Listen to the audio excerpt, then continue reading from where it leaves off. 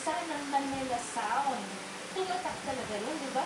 At dahil sa success ng Manila Sound, ay umusbong ang mas kilala nating Original Pinoy Music or OPM. Kaya nga sa gabi ito, bibigyan natin ng pugay ang isa sa mga haligi ng musikang Pinoy. Walang iba kundi ang hotdog. At thank you so much for being here tonight. At para mag-isala sa ating hotdog party, na po huwag natin mabalitin. Nandito si Napon, maliit siya pero pure chocolate! Nandito pa si Tom Rodriguez! Gabe Rosas! At ang aking kumpare nag-iisang Cesar Montano! Woo! Welcome, pare! Ako rin, Pino.